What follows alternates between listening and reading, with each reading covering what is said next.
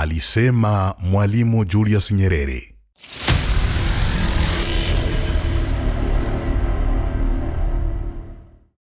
Pendwa watazamaji wa Street Heart Africa TV,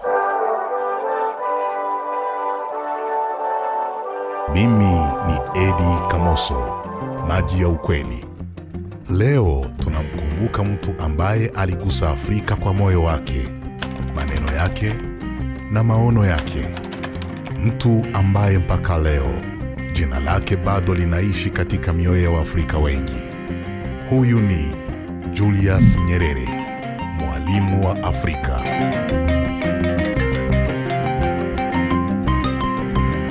Mnamo mwaka wa 1961, taifa la Tanzania lilikuwa linaanza maisha mapya ya uhuru. Watu wengi walikuwa maskini. Wengine walikuwa na hofu kuhusu kesho yao. Na wengine waliamini Afrika haiwezi kujiongoza yenyewe. Lakini katikati ya kipindi hicho kigumu, alitokea mtu mwenye unyenyekevu mkubwa. Hakupenda majivuno. Hakupenda kuonekana kama mfalme. Alitaka kuwa karibu na wananchi wake. Ndiyo maana watu wakaanza kumuita mwalimu. Kwa sababu kabla hajawa rais, alikuwa mwalimu wa watu wake, na baadaye akawa mwalimu wa Afrika nzima. Kulikuwa na wakati ambapo Waafrika waliambiwa kuwa bila wakoloni Afrika itaanguka. Lakini Julius Nyerere alisimama akasema, uhuru na kazi. Aliamini kuwa uhuru wa kweli hauwezi kuwa na maana bila maendeleo. Na mpaka leo kauli hiyo bado inaishi ndani ya Tanzania na Afrika Mashariki. Lakini hayo hayakuwa maneno yake pekee yaliyobadilisha Afrika.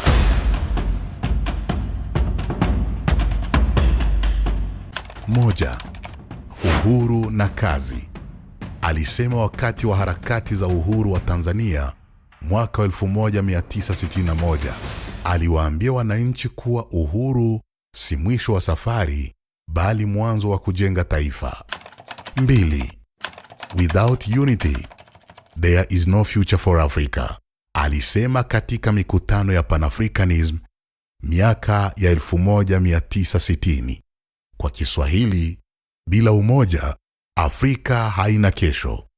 Mwalimu aliamini kuwa Waafrika wakigawanyika, wataendelea kudhoofika mbele ya dunia. 3. Education is not a way to escape poverty. It is a way of fighting it. Alisema wakati wa sera za elimu nchini Tanzania miaka wa 1970. Kwa Kiswahili, elimu si njia ya kukimbia umaskini, ni njia ya kupambana nao.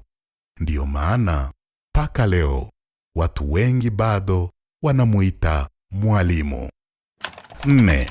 A country which refuses to correct its own mistakes will have no future. Alisema katika hotuba zake za kisiasa miaka 1980. Kwa Kiswahili, nchi inayokataa kurekebisha makosa yake haina kesho. Hakuna kiongozi wa kuficha ukweli. Aliamini hata viongozi wanaweza kukosea. 5. The purpose of development is the people. Alisema katika mikutano ya maendeleo ya Afrika miaka 1970. Kwa Kiswahili, lengo la maendeleo ni wananchi. Aliamini kuwa maendeleo si majengo makubwa pekee, bali maisha bora ya wananchi wa kawaida. Lakini jambo ambalo Afrika Mashariki haiwezi kusahau ni jinsi Nyerere alivyosema kusaidia mataifa ya jirani. Katika Uganda, wakati wa utawala wa Idi Amin, watu wengi waliishi kwa hofu. Kulikuwa na mateso, kulikuwa na damu, kulikuwa na vilio vya wananchi. Lakini Nyerere hakukaa kimya. Alisaidia katika mapambano yaliyoondoa utawala wa Idi Amin. Na mpaka leo watu wengi wa Uganda wanamheshimu kwa mchango wake wa kurudisha amani. Katika Rwanda, jina la mwalimu lina heshima kubwa. Katika nyakati za vita na ukimbizi, Tanzania iliwapokea maelfu ya wakimbizi wa Rwanda. Wanyarwanda wengi walipata usalama, watoto walipata elimu, familia zikaanza maisha mapya, na Mwalimu Nyerere alitafuta njia za mazungumzo ya amani kwa Rwanda, kwa sababu aliamini damu ya Mwafrika haipasi kumwangika kwa sababu ya siasa. Katika Burundi pia, Tanzania ilikuwa kama nyumba ya ndugu. Wakati wa migogoro wa machungu, wakimbizi wengi wa Burundi walipata hifadhi na matumaini.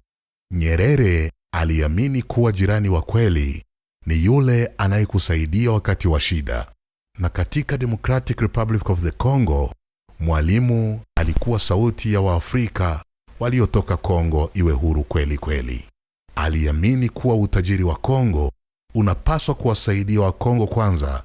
Fikiria mtu ambaye angeweza kubaki madarakani maisha yake yote, lakini akaamua kuondoka kwa hiari yake mwenyewe. Mwaka wa 1985, Julius Nyerere aliacha uraisi kwa amani. Hakukuwa na vita, hakukuwa na umwangaji wa damu, hakungangania madaraka. Na hapo ndipo Waafrika wengi walipoona kuwa kweli Mwalimu alipenda taifa kuliko kiti cha uraisi. Leo hii ukitaja jina Mwalimu, wazee wengi wananyamaza kwa heshima, kwa sababu Julius Nyerere hakuwa rais tu, alikuwa moyo wa Afrika Mashariki. Na wewe unaangalia The Modern Africa kupitia Street Heart Africa TV. Jiulize swali moja: je, Afrika ya leo bado ina viongozi kama Mwalimu Nyerere? Na kama hawapo tena, ni nani ataifundisha Afrika kuwapenda wananchi kuliko madaraka? Mimi ni Eddie Kamoso, Maji ya Ukweli. Kama story hii imegusa moyo wako, tafadhali fanya subscribe kwenye Street Heart Africa TV. Share video hii kwa wengine na uache comment yako ukisema Mwalimu hatasahaulika. Asanteni sana kwa kutazama.